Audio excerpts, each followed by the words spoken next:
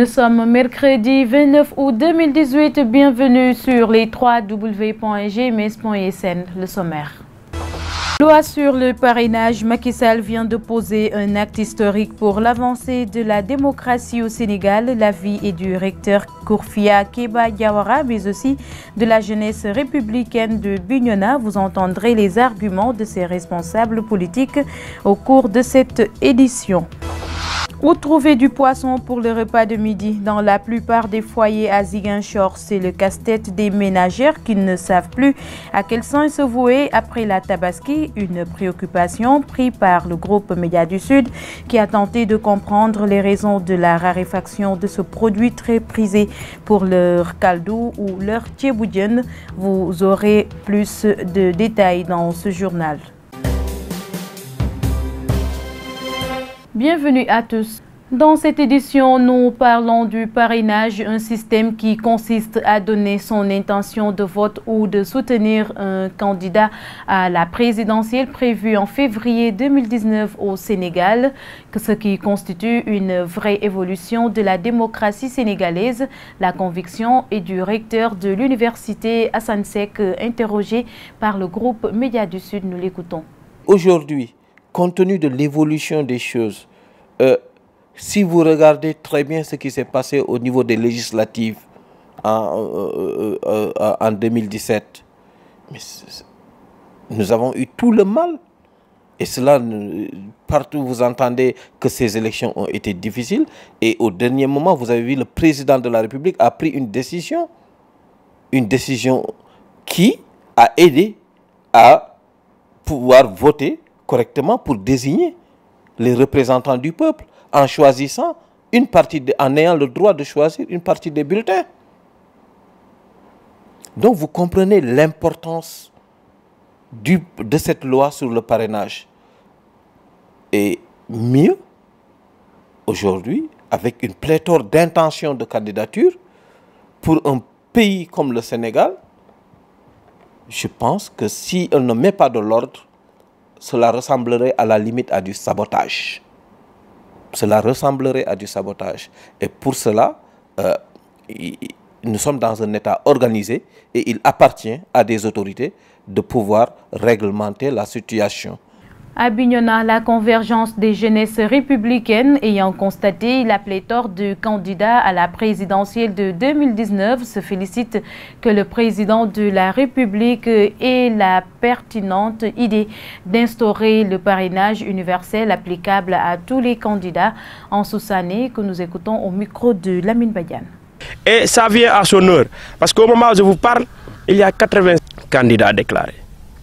81 candidats déclarés, des bulletins pour chaque candidat estimés à 685 millions de bulletins, parce que c'est le fichier électoral est composé ainsi qui suit.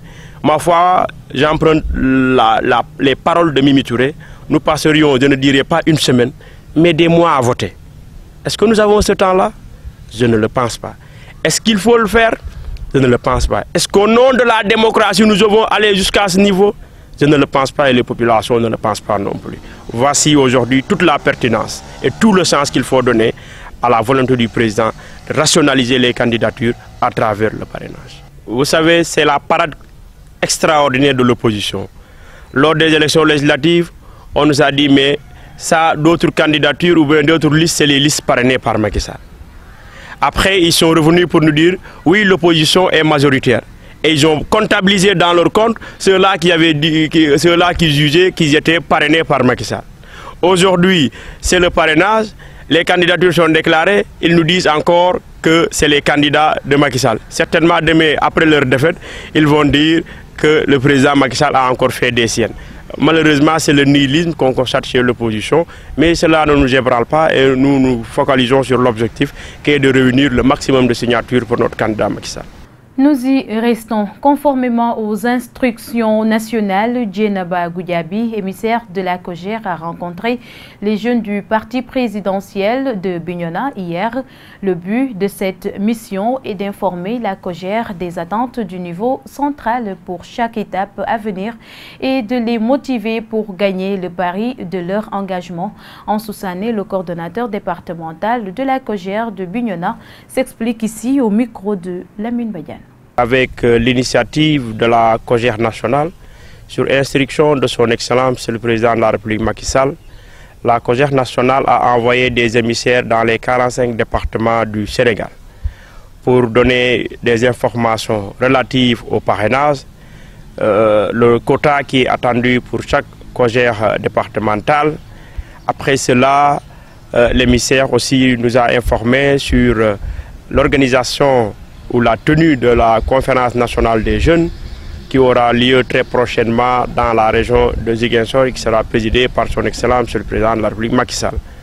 L'émissaire nous a aussi entretenu sur la tenue de l'international libéral qui aura lieu du 29 au 30 novembre à Dakar. Et enfin sur le congrès d'investiture de notre candidat le Président Macky Sall.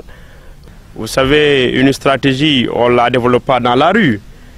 Nous avons notre stratégie, mais en tout état de cause, il faut retenir que la stratégie sera la même qu'on a utilisée dans le temps et qui nous a valu des résultats satisfaisants. Cette stratégie-là, c'est la stratégie du terrain. Vous savez, le Président de la République a révolutionné la Casamance et a replacé la Casamance au cœur des préoccupations des politiques publiques. Mais nous allons nous appesantir en partie sur le bilan du président Macky Sall. Autre actualité dans ce bulletin d'information, à 6 mois de la présidentielle de 2019, la société civile tire sur la sonnette d'alarme. Le manque de dialogue politique constitue une source de tension qui pourrait favoriser des contestations préélectorales. Le coordonnateur du Forum civil à Grand Yoff propose d'ailleurs que le Conseil constitutionnel soit remplacé par la Cour constitutionnelle. Mamadou Fall. Le bras de fer entre l'opposition et le pouvoir autour du parrainage ne rassure pas les acteurs de la société civile. Le manque de dialogue politique au Sénégal inquiète Abdoul Maliki Bousso. Il est le coordinateur du Forum civil à Grand Yoff. Ces soucis et ces inquiétudes sont liés au manque de dialogue politique qui est actuellement en cours dans le pays, d'une situation conflictogène qui fait qu'on a intérêt à travailler à l'apaisement, à rassurer les uns et les autres, à ramener de la sérénité dans le processus électoral et à ouvrir le dialogue politique que réellement les questions qui préoccupent le pays soient posées et que des solutions aux problèmes du pays soient proposées. C'est vrai qu'il y a des sources d'inquiétude. Travailler à consolider les acquis démocratiques, tel est le véritable chantier qui s'impose. La démocratie, c'est une construction permanente. C'est des conquêtes qui dit avancer, dit recul. Maintenant, le problème fondamental, c'est de travailler à consolider les choses au lieu de les éroder. Et effectivement, certains processus ne sont pas plus constructifs. Et surtout, la rupture de la recherche du consensus, la rupture du dialogue politique sont des éléments qui n'approfondissent pas la démocratie. Interpellé sur le parrainage, Monsieur Bousso suggère d'abord que le Conseil constitutionnel soit remplacé par la Cour constitutionnelle. Enfin, que la loi soit appliquée dans toute sa rigueur. C'est la loi et uniquement la loi qui doit qualifier ou disqualifier les gens. Ce n'est pas parce que je ne suis pas d'accord avec la loi que ce mode de parrainage ne va pas s'instaurer parce que c'est la loi qui le dit. Conseil constitutionnel, nous devons dépasser le Cour constitutionnelle. Mon problème, ce n'est pas configurer des cas. Khalifa ou Karim Wade peuvent être candidats parce que c'est des hommes politiques. Mais c'est la loi, elle seule, qui définit le périmètre de la candidature. Les potentiels candidats qui veulent briguer les suffrages des Sénégalais pour la présidentielle de 2019 ont jusqu'au 26 décembre pour déposer leur dossier de candidature au Conseil constitutionnel. Merci à toi, Mamadou Fall. Je le disais dans les titres, difficile de trouver du poisson à Ziguinchor les jours qui suivent la Tabaski. Conséquence, certains plats comme le thieboudjen ont pris congé de certaines familles. Le déplacement prolongé des pêcheurs partis fêter la Tabaski en famille, tout comme l'hivernage, sont avancés comme argument pour justifier le calvaire des ménages. Un reportage que nous propose Maïmounaba et Djili Djidjou. Une semaine après la Tabaski, les activités du marché reprennent timidement au marché Boucotte. Dans ce rayon poisson, c'est le calvaire pour ses vendeurs, mais aussi pour les ménagères, du fait de la raréfaction et de la cherté du produit. Il n'y a pas de poisson actuellement. Et ça, c'est chaque année à cette période, après la Tabaski. On te parle de 4 000 francs à 5 000 francs de poisson. Mais nous, les familles démunies, on ne peut pas se le permettre. C'est pas possible. C'est très difficile pour nous les vendeurs, car les clients ne comprennent pas que ce n'est pas de notre faute. C'est que tous les pêcheurs sont partis pour la fête. Donc, il n'y a personne pour aller chercher le poisson. Le peu de gens qui partent, ils reviennent avec un peu. Et c'est ce qui fait que les prix augmentent et il n'y en a pratiquement pas. C'est compliqué, c'est très difficile pour nous. Des causes valables, certes, mais pas suffisantes pour expliquer ce fait. Au quai de pêche de Ziguinchor, d'autres arguments sont avancés pour expliquer cette raréfaction du poisson.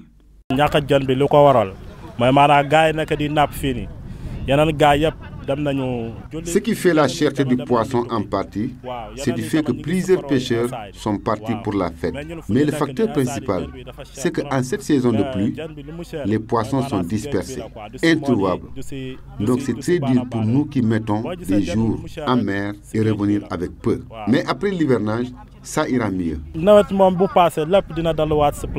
Voilà une situation qui pourrait valablement expliquer la disparition du thiéboudienne dans la plupart des ménages après la Tabaski à Ziguinchor. Seul recours, c'est l'usage de la viande de mouton, encore jalousement conservée. Nous passons à présent à l'actualité hors de chez nous. Elle est présentée en bref et en images. En Birmanie, plusieurs pays, dont les États-Unis, ont réclamé à l'ONU ce mardi une justice internationale pour les responsables militaires birmanes de la répression contre les Rohingyas, restant toutefois vague sur la suite à donner aux accusations de génocide de rapports onusiens publiés la veille.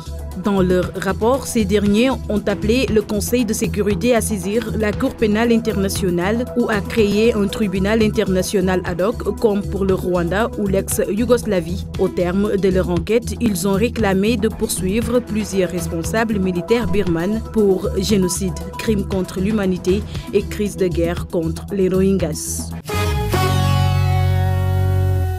Au Brésil, après l'arrivée de dizaines de milliers de réfugiés vénézuéliens, le président Michel Temer a ordonné de déployer l'armée pour garantir la sécurité à sa frontière.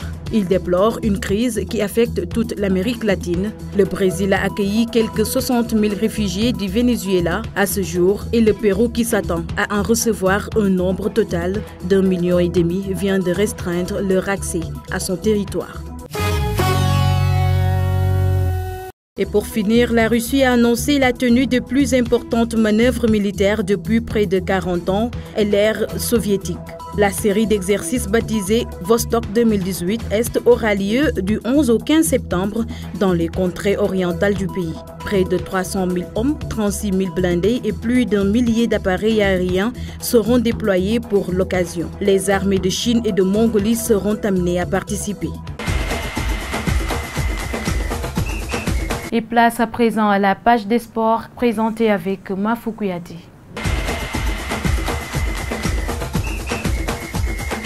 Merci et bienvenue dans cette page sport que nous entamons par les Nawetan à Ziguinchor.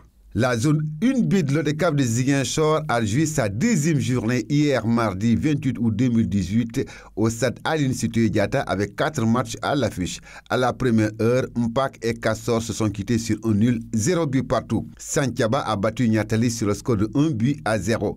Manko et Kadior également sur un nul, 0 but partout. Diamora s'est imposé devant l'ASC Kenya 2-1.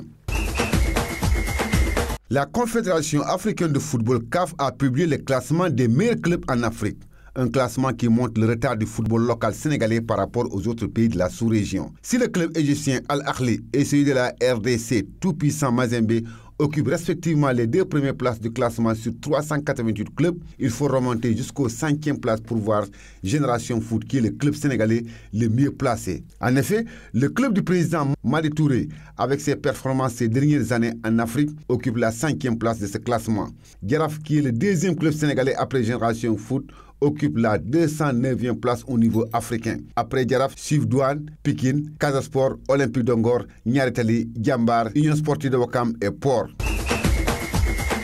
Visé par Moussa Konaté, auteur de 3 buts cette saison, pourrait quitter le club avant la fin de ce mercato. Selon le quotidien régional, un club de la 2e division anglaise aurait tenté d'attirer le buteur sénégalais, mais la piste la plus chaude mène à l'AS Saint-Étienne. Il faudra néanmoins une grosse offre pour s'offrir le joueur de 27 ans. En effet, le courrier Picard croit savoir que le club Picard ne souhaite pas laisser partir son attaquant et n'acceptera pas d'offre à moins de 10 millions d'euros.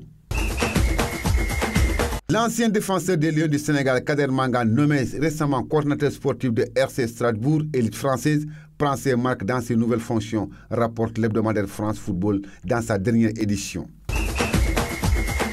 Le mercato de Lyonnais prend une tournure inattendue. Longtemps en quête de renforts défensifs, le club rhodanien est lancé en cette fin de mercato dans de grandes manœuvres qui conservent son secteur offensif. Bousculés dans leurs intentions initiales par les envies d'ailleurs de leur avant-centre Mariano Diaz, les dirigeants lyonnais ont définitivement ouvert la porte à l'attaquant espagnol dans la nuit du lundi à mardi. À ce moment-là, les natifs de Barcelone semblaient prendre la direction de Séville FC, club avec lequel l'OL avait trouvé un accord de principe autour d'une indemnité de transfert comprise entre 35 et 40 millions d'euros. Le Real Madrid espère récupérer Mariano Diaz. Un an après avoir vendu Mariano Diaz à Lyon pour 8 millions d'euros, le Real Madrid dispose toutefois de 35% d'une éventuelle plus-value à la revente et d'un droit de préemption sur le joueur, valable dans les 48 heures qui suivaient un accord pour le transfert de l'attaquant vers un autre club.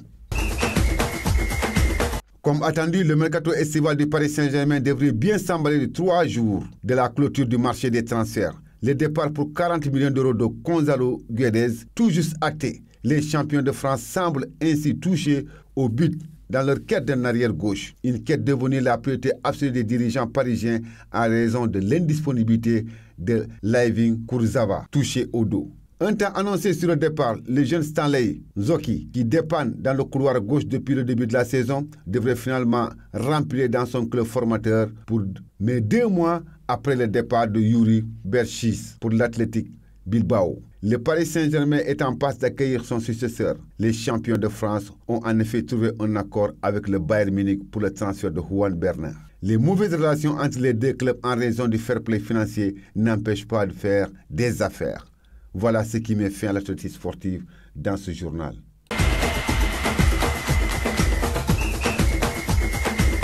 Voilà, c'est le dernier bulletin d'information du groupe Médias du Sud. En attendant de reprendre les activités de ce groupe de presse, merci de votre fidélité. Au revoir.